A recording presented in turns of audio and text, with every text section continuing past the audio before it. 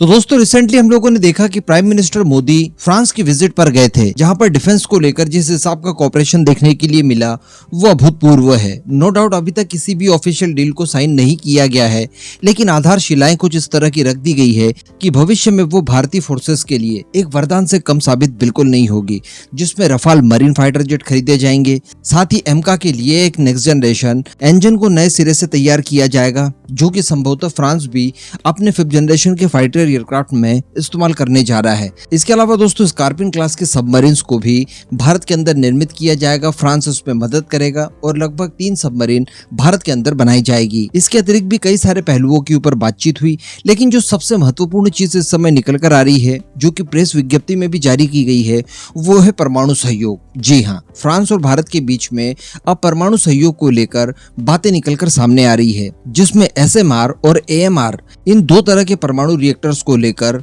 काफी ज्यादा जोर दिया जा रहा है। वैसे यहाँ पर मैं आपको पहले स्पष्ट कर दूं कि ये जो परमाणु करार की बात की जा रही है और आगे वीडियो में हम लोग डिस्कस करेंगे, ये SSN को लेकर नहीं होगा, बल्कि ये होगा ऊर्जा के क्षेत्र में, जिसकी कि इस समय हमें बहुत ही ज्यादा रिक्वायरमेंट है। और सबसे बड़ी बात कि दोनों देशों में जो न्यूक्लियर करार की बात कही जा रही है वो इस समय काफी ज्यादा ट्रेंड में है, और बड़े शक्तिशाली और पैसे वाले देश जिनके पास टेक्नोलॉजीज भी काफी पुराने समय से है, वो इसका बड़े स्तर पर इस्तेमाल करने जा रहे हैं। तो अल्टीमेटली ये भारत के पॉइंट ऑफ व्यू से बहुत अच्छा है।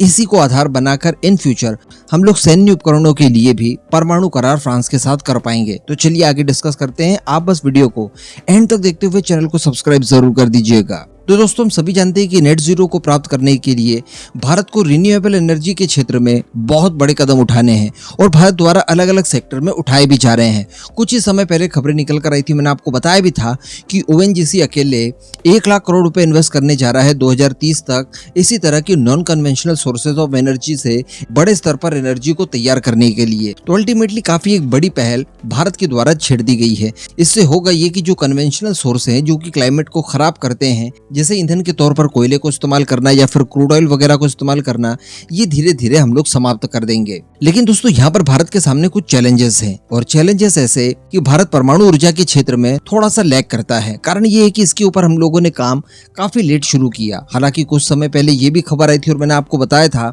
कि भारत द्वारा स्वदेशी तौर पर पहली बार न्यूक्लियर पावर प्लांट को स्थापित किया गया है और उसे ऑपरेशनल भी कर दिया गया है, जो कि गुजरात में था, और काफी बड़ी अचीवमेंट थी। लेकिन अब भारत की प्लानिंग थोड़ी सी अलग है। भारत ने परमाणु ऊर्जा के क्षेत्र में भारत के अंदर और बड़े स्तर पर काम किए जाएं, इसको लेकर कुछ प्रोविजन रखे हैं। जैसे कि अब SMR के ऊपर काम होगा, स्मॉल मॉड्यूलर रिएक्टर्स, यानी काफी ज्यादा छोटे साइज में कॉम्पैक्ट बिल्कुल न्यूक्लियर पावर प्लांट बनाए जाएंगे, जो कि पर्टिकुलर किसी छोटे एरिया या फिर किसी छोटी सिटी की इलेक्ट्रिसिटी की नीड को पूरा करने के लिए इस्तेमाल किए जाते हैं।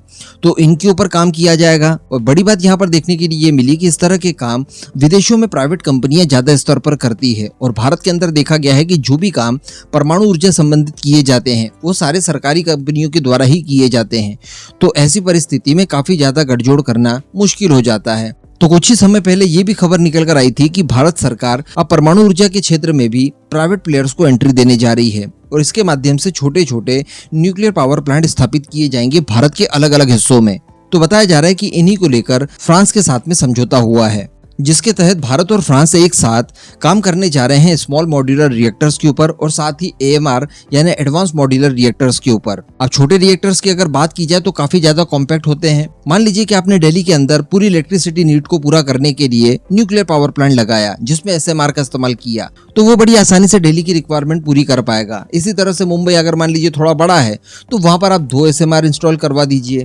तो इस तरह से छोटे छोटे न्यूक्लियर पावर प्लांट बड़ी आसानी से स्थापित किए जा सकते हैं, जिनमें खर्च भी कम आता है। इनको इंस्टॉल करना काफी ज्यादा आसान होता है। बहुत भारी पैमाने पर चूंकि नहीं होते ये, तो इनसे ज्यादा खतरे की भी उम्मीदें नहीं की जाती, और काफी कम समय में कम बजट के अंदर काफी कम समय लेते हुए ये स्थापित किए जा सकते हैं। इसी तरह का काम UK भी कर रहा है, अमेरिका भी कर रहा है, फ्रांस भी कर रहा है।